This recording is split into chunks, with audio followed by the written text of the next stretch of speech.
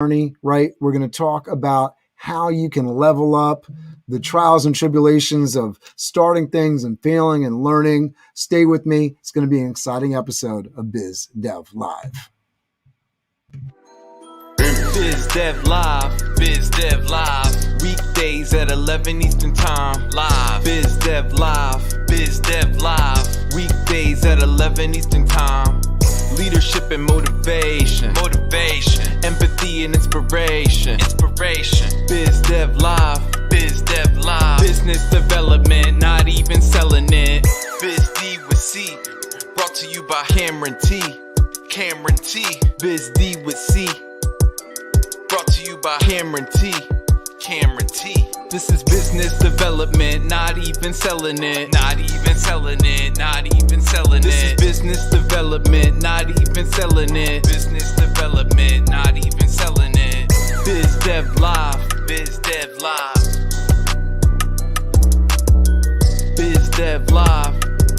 This is business development, not even selling it.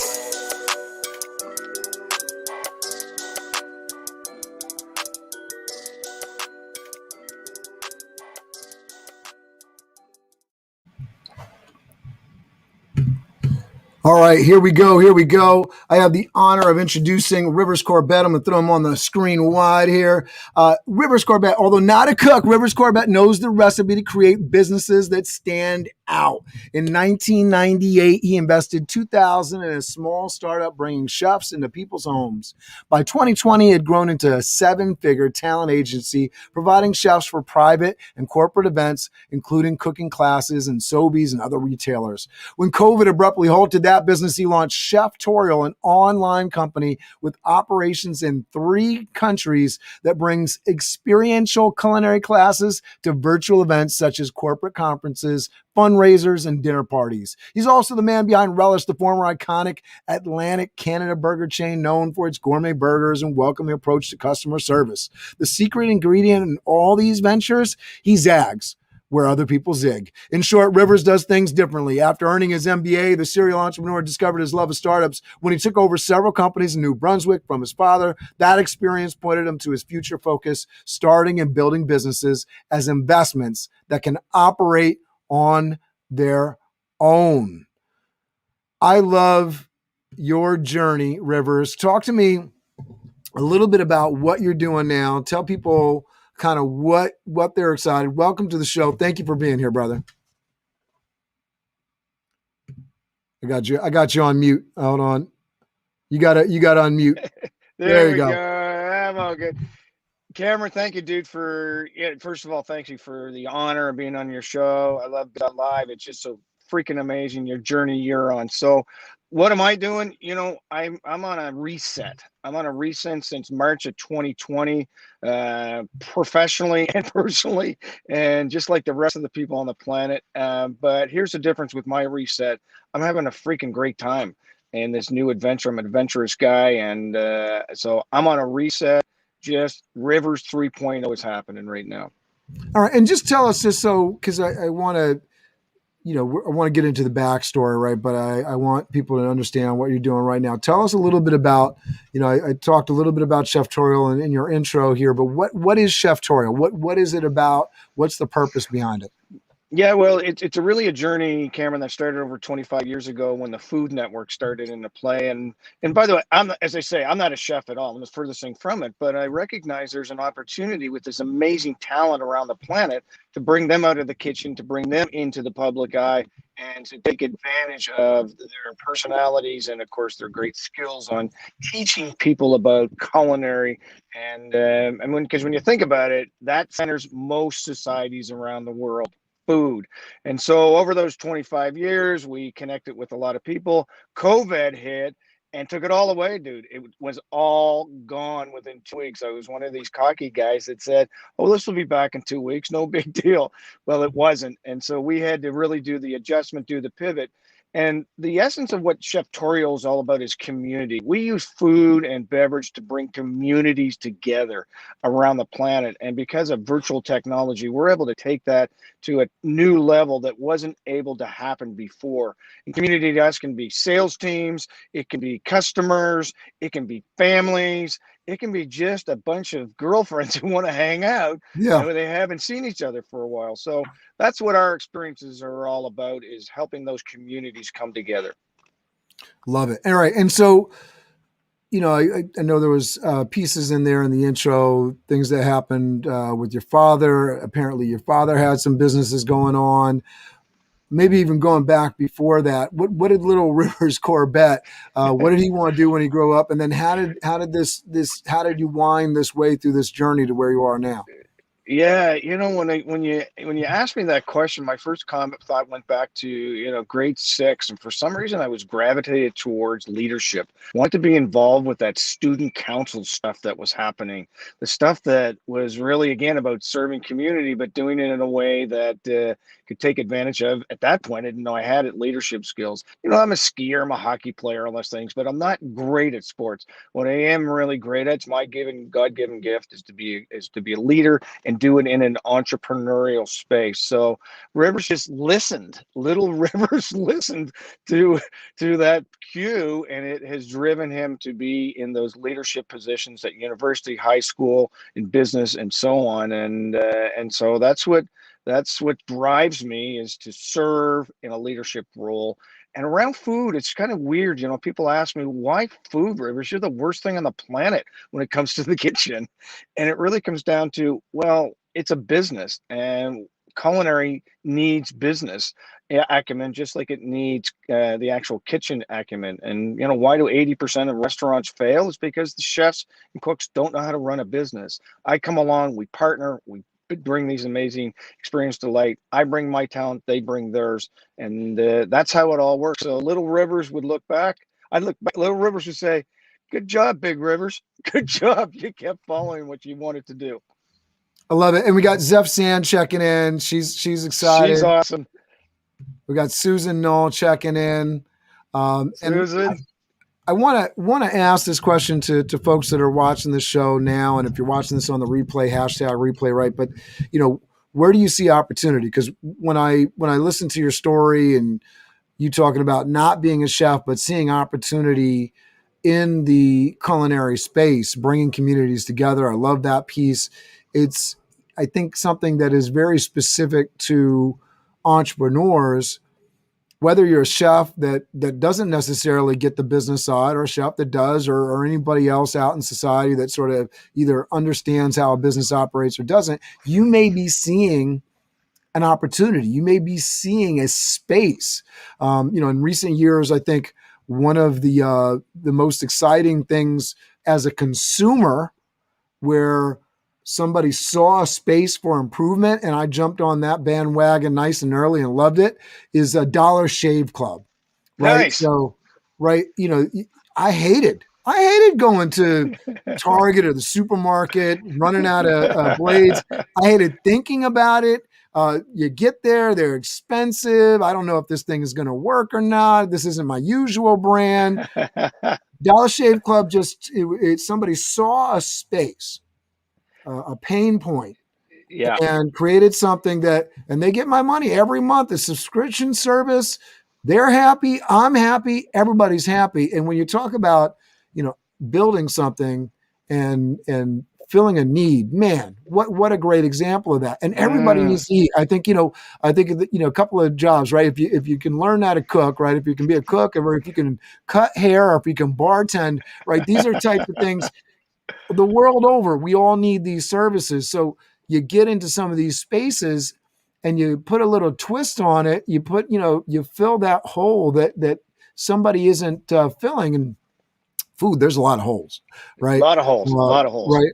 So if you can figure out a way to fill that hole, you got a business. And I'm really excited to talk to you about this today, because hopefully we'll give people some tools for handling the business side of it, right? I know for me, Right. Finance has been one of the most difficult aspects of being an entrepreneur. Talk to us a little bit about, okay, where was the opportunity that you saw in building the company from the beginning? And then what made it work? What made it profitable? What made it actually bring in the money and make this thing sustainable? So, I live by a very simple theme in life, and when I follow this theme in life, which whether it's for my personal needs or for my professional needs, it's always served me well. And that simple philosophy is you zag when everybody else zigs. You find what everybody else isn't doing. Now, in food, you can say, well, everybody's running restaurants, everybody's doing this, everybody's doing that. Well, there's always a zag in every industry. And for me, it was all about taking my talents, which are sales, marketing, branding, strategy, and working in an environment which desperately needed that type of talent. And that was the chefs, the talents themselves, the technical pieces themselves, who just didn't know how to make that happen. So that's where we saw the bridge. And it started with reading an article. There was an article in Profit magazine, which was a Canadian magazine, national one, focused on entrepreneurship, kind of like Entrepreneur in the United States. And so they talked about renting chefs and just like bringing someone to clean your house, you can bring in a chef. So all of that triggered a conversation. And then from there, it was about, okay, well, how do I really create scaling off of this? And interesting, it all started on a very, I'll call it a B2C model, but quickly switched to a B2B model where businesses wanted to educate their clients around food, and hence the reason for the grocery store opportunity. You then bring that to today.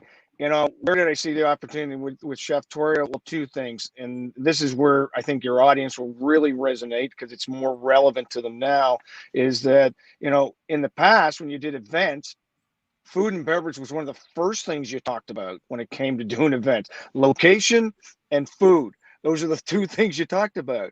Well, location became virtual, but nobody could freaking figure out how to do the food element of it. And it always got forgotten to most points that I'd ask people they were planning their events. I said, what are you going to do about food? Never thought about it. And so that became an opportunity for us. And the second opportunity is all of these amazing talents around the world now are being displaced. I'm talking about chefs and restaurants and conference centers and so on. They're just being displaced and bewildered. They don't know what to do because they've never been taught about options. I drop parachute in with, hey, gang, I got an option for you. Let me take you out of that lifestyle that you're just pulling your hair on, and let's give you something that's a lifestyle that you can hang out with your friends, your family, make good money, work anywhere, anytime. So those two needs are ones that we go after and are getting great traction on. I love that. And I think one of the things that's really interesting, what you just said in terms of pivoting from going direct to consumer to business to business, right?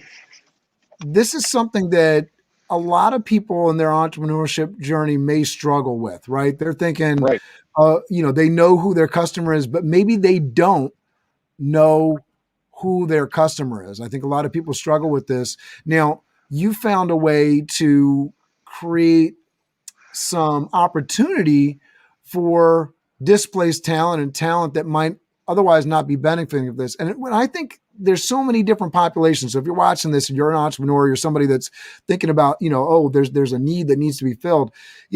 I think about teachers, for example, who don't get as much love as they probably should get in our world, right? Chefs, another, we go to the fancy restaurants, we dine out, we really enjoy the food. We may be eating mass marketed kind of food products that were the creation of some chef somewhere. We don't know that guy's or that woman's name. Right. There's a lot of that, right? So, talking to these folks that maybe aren't getting the love, that they're not getting their name out there, and you're a sales and marketing guy. How do you change that up, right? First of all, how did you change that up? And then if somebody's trying to go down this entrepreneurial journey, how do you suggest that they go from being a nameless party in the back to somebody that's actually generating some of the income that some of these big products, that they are making and potentially can make these huge amounts for them versus some underwhelming salary in the background? I love, my friend, that you brought in that element of self-esteem, self-love, and so on, because the chefs that are part of our journey, you want to see them light up Mm, when they're in front of the crowd, when they're getting high fives for what it is that they do and love. And it was one of our strategies from the very beginning, is making sure that these chefs got the respect, got the love, got the attention that they deserved as part of our business model. And one of the things that I do, as an example, everybody's chef. Everybody's chef. I reinforce that. It's part of our brand. They don't answer the questions unless they are called chef. And we really make sure that they become the hero of the journey. Because, and I'm not saying, I'm sorry, not the only hero, but an important hero as part of that journey. So they're getting all of those, I'll call it intrinsic values of being associated with the journey. Plus, we're now, because we're a sales organization, bringing them these opportunities that they continue to get them nurtured, not only financially, but from a heart perspective. And so they become the important part of the journey. What do I get out of it? I've done the test. I'm kind of a 45% intrinsic, 55% extrinsic. This is how I get my shtick. I love talking about the journey of the entrepreneurship. I get out of the way with the chefs because they do what they do so well. And here's the other interesting thing: I don't want to be the center point with regards to the with regards to the chefs, because ultimately I want the business to run on its own. I don't want it to rely on me, and that allows me to get a little bit of both that way. I get hanging out with rock stars like you, and the chefs hang out with the customers. So that's a common point in a lot of businesses, right? So getting away from being the technician role. So going back to for anybody that's read the E Myth, right? The Right. Michael Gilbert, right? The idea that you may feel like you're the best if you're a chef, if you're a teacher, if you feel like you have this skill set, you've learned, you put in the time. But the real skill set, especially when it comes to entrepreneurship, is being able to, one, acknowledge that somebody can be better than you Yep. are at something, and then two, letting them, right? Yeah. Letting them go out, Right. not looking for perfection the way you know it, but hey, there's a job that needs to get done, and this person's going to do it. I know for myself, because I have a hospitality business, Toth Event Staffing, that sends out waiters and bartenders and chefs, and Right. we often send out chefs and bartenders, and there's this personality aspect to it. And I know one of the things that was very liberating for me is to realize right away that there are people that have better personalities than I have Yeah, dude. for these jobs, right? And there's a good fit for every party, position, that sort of thing. And knowing that the more I promote others, the more I can step back, the more freedom that gives me, not Yes. only to earn an income, right? Because that's really important and special when you're operating a business, but also to be able to multiply your efforts. Because if Yeah, I it's love it. all you, if it's all you, technician, in your business, then you can't serve that many people. We Right. were doing the Master Connection series show yesterday with Steve Spiro, and they were bringing up, I don't know, if Zig Ziglar, and I know I was bringing up Bob Berg, who I'm going to have on the show this Friday. The idea that the more people you serve, the more you can earn. So if you're this Right. technician that thinks that you're amazing and great, understand you're limiting yourself if you're not allowing other hands to get into the mix and allow yourself to step back and supervise and push people forward and uplift other people. I love that piece of it. So Yeah. going back to that original question I was giving you, what would you recommend to people that are seeing an opportunity out there, right? Yep. They're seeing their zag, everybody's zigging, and they see the space to zag in. How do you think people should get started on that journey? Yeah. So this is a great question, and the very first thing that people need to know is that business is a game. That's all it is. It's a freaking game. And with every game, and I'm a big NFL guy, and there's many roles that need to be played on the game of football. So first of all, understand what roles need to be created in order for your business to start and to grow. And I didn't say positions, I said roles. Get rid of the CEO and the VP of the world, and I'll be VP of marketing. Get rid of them. Get into the roles. And once you've identified those roles, pick the one that you like to do. That's the other thing. Hang out with what you like to do. I hate an account being in the accountant side of my business. I don't hang out in that world. Doesn't work for me. Then once you understand what the roles are and the roles that you want to play, maybe there's two, that's okay. Then what you do is you start to bring other people together who can fulfill those other roles. Now I know what everybody's saying. I can't afford, I can't afford, I can't afford. Lots of ways around that, because particularly when you're starting, if you're able to share a vision of a journey that you're going on, our friend Zeph is on the phone as an example. I mean, that woman can string a vision like nobody can, and I'm in. I'm not even talking about money. I'm just in. I want to go where she's going. That's what you need to do to bring people together to help you galvanize yourself towards that goal. The other thing that's important, and this is so key, my friend, is that I always tell people when they're starting the business, there's three people you stay away from. Three. And this goes against everything that business schools teach you. You stay away from being the accountant, you stay away from the banker, and you stay away from the lawyer, because all three of those will want you to pay them for something, for a business that doesn't exist. Go out, test your theory first. Get in that incubator, get in that laboratory. You got an idea, make sure it's a ZAG idea, and test it with customers who you think are going to be customers who not only like it, but are going to want to pay for it. Once you've tested that, and you only got to test it with about 20 people, not all your friends, then you can come back and get the accountant and all those people on there. But test your idea. Those are some nuggets that I would say in starting to grow, or to start a business and grow one. I love that. And I love that advice around waiting potentially to add some of these huge pieces of overhead to your business. I know when I was getting started with Toth Event Staffing, I'm in an industry which requires insurance. And Right. when I got started in 2011, I didn't have insurance. I have insurance now. It's part of my spiel. I'm talking to a client, you're covered. But sometimes you get started, you go, you do it, you ride by the seat of your pants, right? You do what you got to do to get started, prove that there's a business case there, prove that you can do something. And I did so many things wrong, but I know that one thing that I did right was getting started. Right.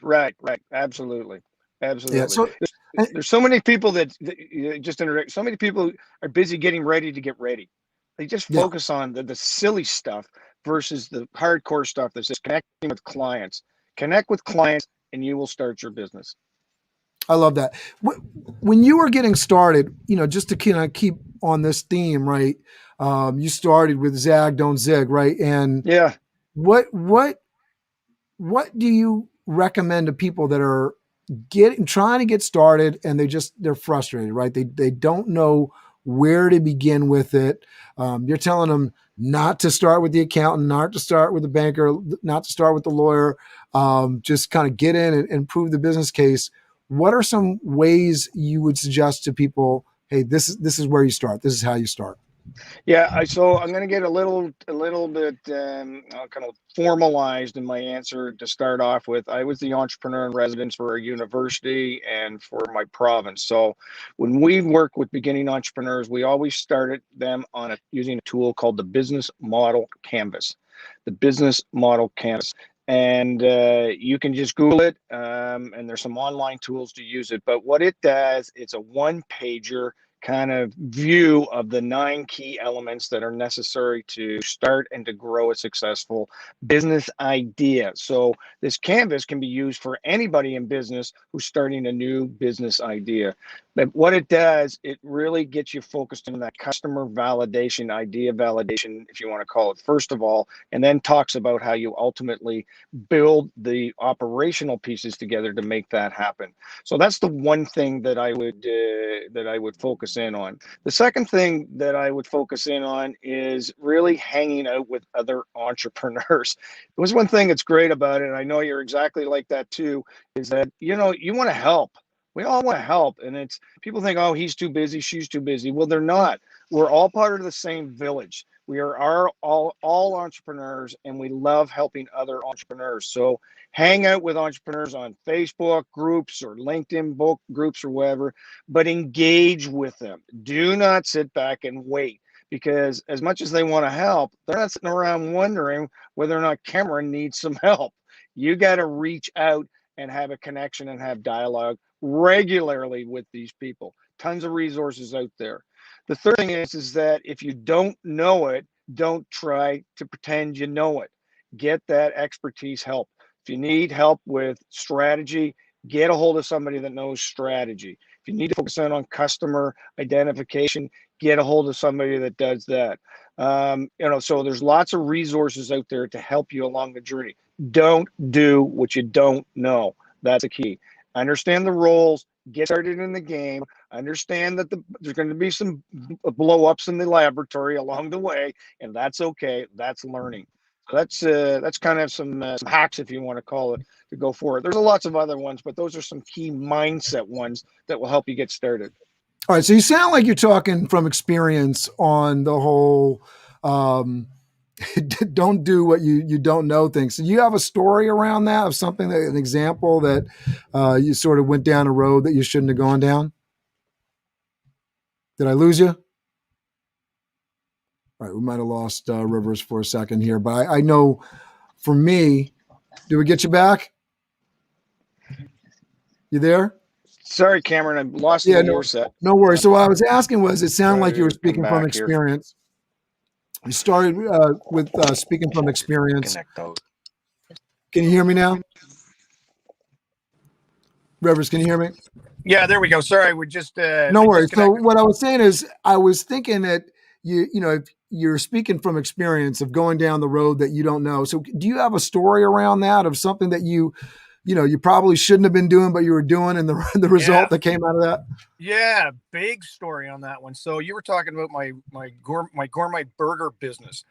I ran a chain of 12 gourmet burger restaurants that ran from coast to coast in Canada. Myself and Chef Ray Henry. I'm not a chef, remember. Here's the interesting story about that, by the way. I never cooked a burger in my life the entire time the operation was going on.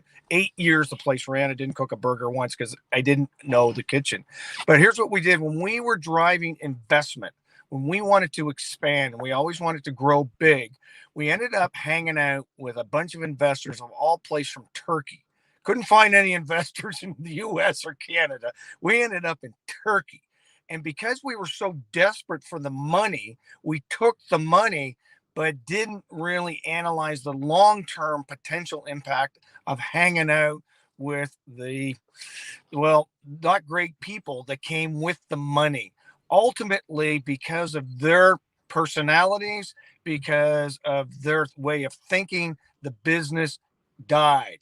It died because of that transition to their ownership, which they ended up owning 70%. We went to minority shareholders. We ended up, the business ultimately dying because of the leadership that was transitioned to, because we chased the money only. With money comes people. So make sure the people you're bringing with your money, who you're investing, whether it's banks or whatever, are on your side, and that you've done the research as to how you're going to best work with them going into the future. So that's one of those big ones that I learned. I love that advice. I mean, and you were doing something on a larger scale. You had multiple locations over the large terrain, which is Canada. You're getting on planes to go to different locations, right? People struggle with this in their backyard, right? They're thinking about getting into bed with a loved one, whether that's a parent or a spouse, and understanding exactly that same principle. If you take this person's money, they're involved. They have a say, right? Right. And so that if you don't want that to happen, or you're not comfortable with that, or you haven't thought that through, it might be something that you need to think through before you. And just on that note, my friend, again, when I was the EIR for those places that I was talking to you about, I was I don't say horrified, but I was really frustrated with the way society pushed these startup businesses to go and look for investment from the very beginning. So what they were doing is they were teaching these business owners to be beggars. Go beg for money, give up your own equity, give it to somebody else. And my response was, no, teach them how to sell. Teach them how to sell to customers, and you'll have investors lined up out the door to invest in your business because you've got a business happening. So focus on the customer, bringing value to the customer, selling to the customer. You'll be fine. Yeah, I love that. And, because you see that also, whether you're, watching Shark Tank or you're deep into the just watching, businesses playing the stock market, everybody loves somebody that's got clients already coming to the door, right? So if you've built up the foot traffic, if you've built up the people that are flowing to you, whether that's with an internet business, whether that's a brick and mortar thing, you want to turn your hot dog cart into the hot dog restaurant, right? If people are lining up and if you got revenue coming in, that's the place to start. And I think, to your point, there are some people that they want to get investors before there's revenue coming in, which means you're losing equity before the game has even started. Right. You're losing your piece of the pie before there's even a pie to begin with, which can be a challenging place to make a business work. If especially the reason you were getting or jumping into this business was to make money down the road. If you're spending it before you're getting it, chances are that's not a successful business model, right? It's not a good way to run your finances. It's not a good way to run your business. I get amazed at these, and I'll call them business magazines, lists, if you want to call it, of, the top companies and the list and so on. And they go by revenue only. This company, had $4 billion growth in revenue. Yeah, but they lost $10 million doing it. It does not make sense to me. But we idolize that type of activity. And I'm saying, no, I'd like to be the person that makes $1 million, keeps 500,000 in my pocket. Thank you very much. So there's the flip side to that, right? Too, because you do have like the Teslas of the world where they were losing money for a long, long time, and now suddenly, they're making money, which is the holy grail that everybody is chasing. So what do you say to folks that, are arguing that side of the model? Well, look at the Teslas, you got a company. I don't know that Uber has ever made a profit yet. Right. Yep. But, there's a ton of people investing in them. And for the investors, it seems to be working out pretty well. So what do you think about that? And obviously those are huge companies, a different kind of scale.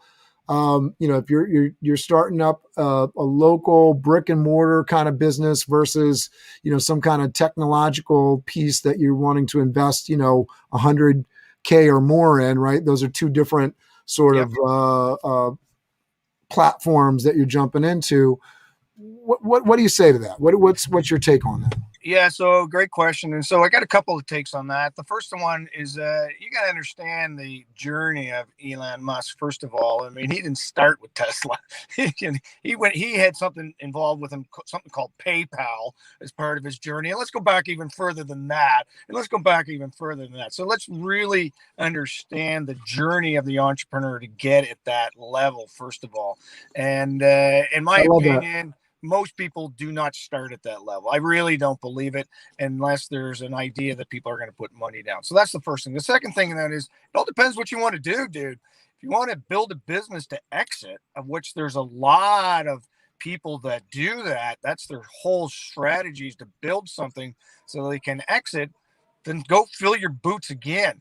But if your business is to build something from a legacy perspective, from what your family wants, for your family and so on, which is kind of how I focus on my areas. But mind you, I build my businesses so I'm planning so as if I was going to sell them. I don't plan on selling them, but I build it so I could sell them, because then at least they're being attractive.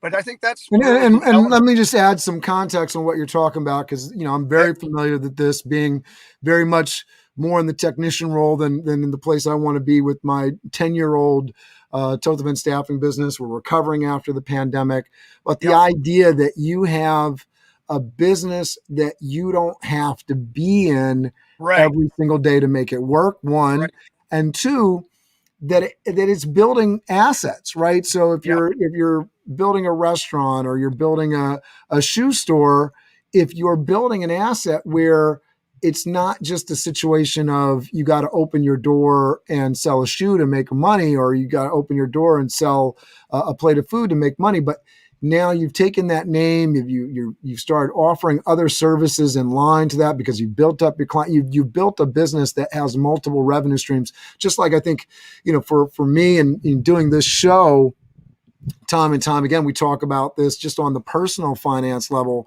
You don't want all of your income dependent on one source. If the pandemic has taught anybody a lesson, and I've been through, like a lot of people have been, the financial downturn in 2008, going back even further than that. You got the World Trade Center, 2001, where financial crisis there. Every 10 years, we know there's going to be something. It might be something next year. The crisis is coming. So making sure that you're building these pillars of income that aren't necessarily related, so that there's always income. That's the way a good, strong business is going to be built.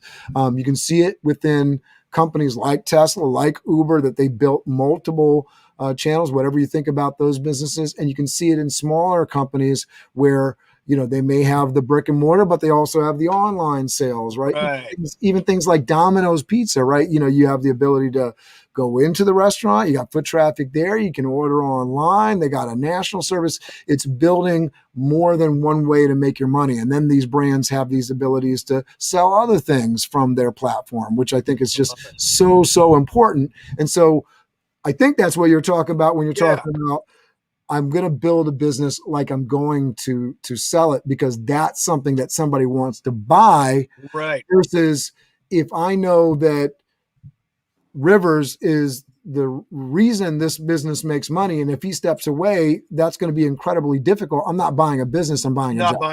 Not buying it. Yeah. I a couple of thoughts come off of that. One of my favorite philosophies is I want to build my business so I can work in it if I want to, not because I have to. Love it. So that's the first thing. So I'm getting out of the way. And then I'm reminded of the story of that. It was many years ago. I was at this lunch and networking event, and this man stood up and he says, my wife and I were going away on our vacation, and we're going to spend 2 weeks. We haven't had a vacation in 10 years. And look at me, blah, blah, blah, because I've been working in the business. And the older generation, they all applaud. And I'm thinking, what a goof you are, dude. You spent that long to get a vacation? And guess what he's going to do on his vacation? He's going to be checking in on his business every day because he doesn't trust that it will work without him. And then he wants to sell it to somebody. Not going to happen. Yeah, absolutely. All right. So I hope people's ears were on. I think that's incredibly important for people to understand. I know I'm still trying to understand it myself, so I don't want to be in any place of high and mighty, because these are the things that I'm trying to do to improve myself, and hopefully people get this. And maybe you've heard it before, but sometimes you need to hear it again, right? So these talking points, right? Takeaways today. We talked about Zag, don't zig. Talk to me about one day you will die. Yeah. So I'm a pretty faithful guy, and I believe that in my opinion, the greatest gift my God's given to me is He tells me I'm going to die. The greatest trick He ever did to me is He doesn't tell me when. And so, it really is a day-to-day process, but yes, planning for the future. So, one day you're going to die. You need to understand that that's going to happen.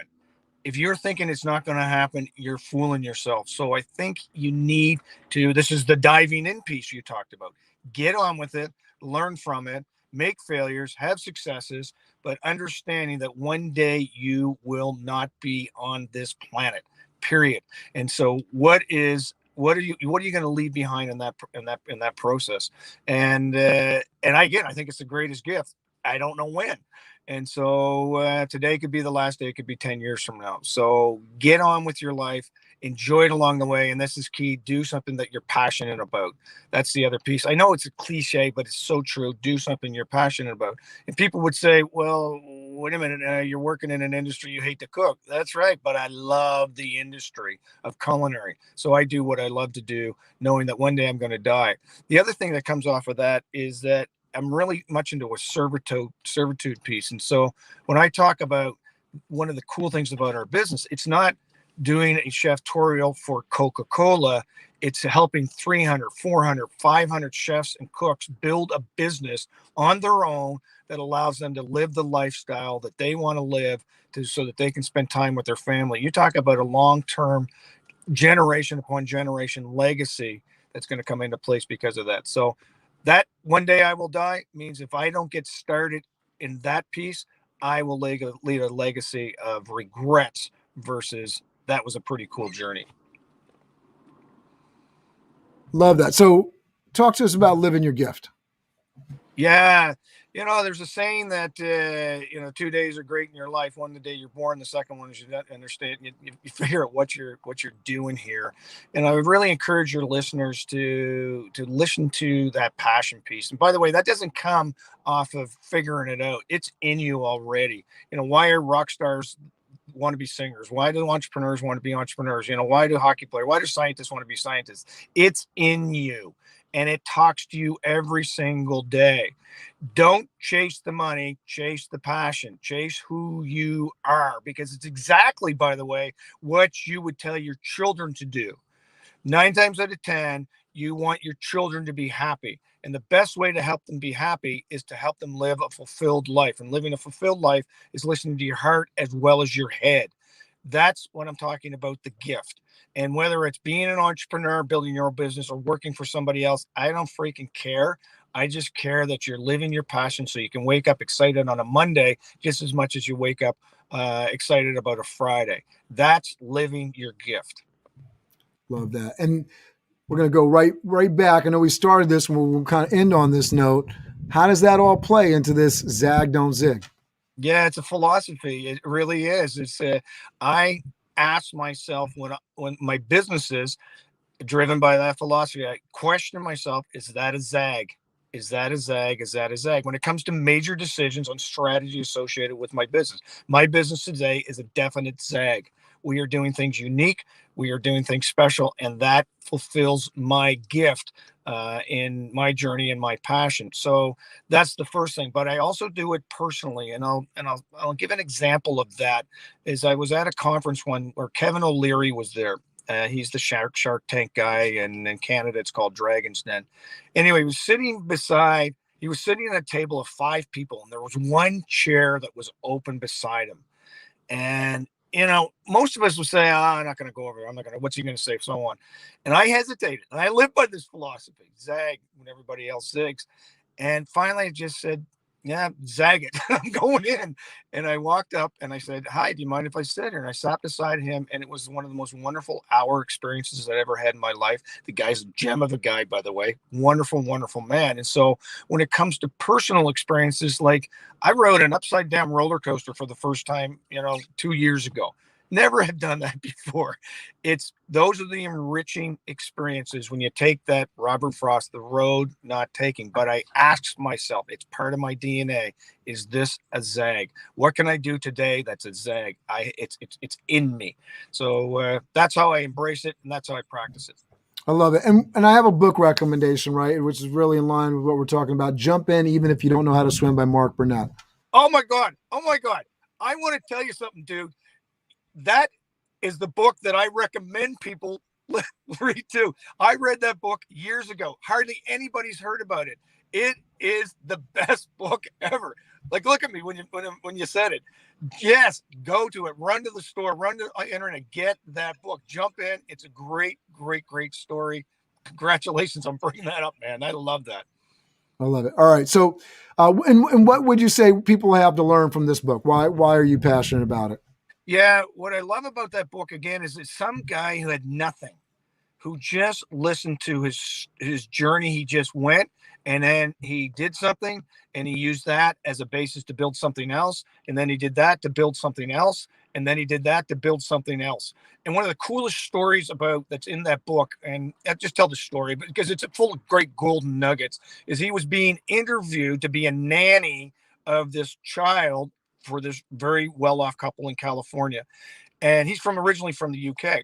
And anyway, imagine a guy is going up for a job where there's all women. Now, your natural go-to for the care of your children is women. He got the job. You know why he got the job? Because he was in the armed forces in the UK, and he said, who else do you want to cover the security and the well-being of your children? Somebody that's been in the you know, like the Navy SEAL caliber in the UK, or somebody that's a teenager from. So anyway, the story is that's the golden nuggets, and he just kept taking those experiences and that talent and that moxie and kept building up to ultimately was Survivor, which it still continues to be, I think, run these days. Great story. Love that. I love it. And let me say this.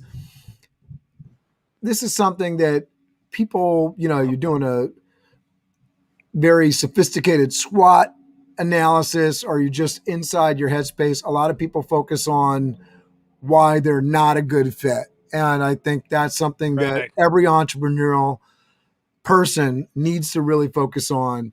The you know, there's 1,000 reasons why you shouldn't do anything, right? You shouldn't cross the street because you could get hit by a car, right? But if you let that paralysis by analysis stop you from doing things, you're never going to jump in. You're never going to get it done. And I love that idea of focusing on your strengths, making sure that you know why you're the best. To be going into that role and forgetting about why you're not. It does make the jumping in a lot easier, and I love that attitude, that piece of it. I'd like to add one more thing to that, if I please. Yeah, you know what? Remember as kids, how many things did you try as a child? Trying the piano, trying the violin, trying to play sports or whatever. So just go and try it. Try it for 30 days, immerse yourself in the journey, and come out at the end of 30 days. But I'm saying immerse it into it. I'm saying don't play around. Immerse yourself for 30 to 40 days in this journey of entrepreneurship. Don't tip your toe into it. Jump in. Right on, man. Jump in. That's right. There you go. Mark Purnett. I love it. So there, a great way to say it. Perfect. Thank you for allowing me to say that.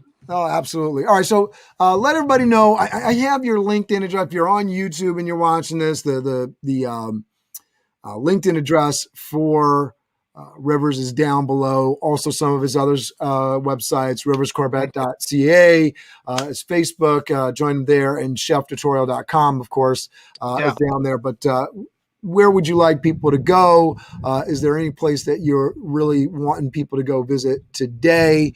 Let them know. Yeah, so you know the LinkedIn profile. That's where I'm heavy into LinkedIn. I love that, and I will respond if you want to reach out and hang out with me. I will respond and we'll hang out. So don't worry about that. That's going to happen. Our ChefTorial business is cheftorial.com. But I also run a pretty robust Facebook group page called Headspace for Entrepreneurs.com. And it will take you to conversations with entrepreneurs from around the planet on their journeys with entrepreneurship, and nuggets and commiseration and, oh, I messed up. Oh my God, I had this great sale.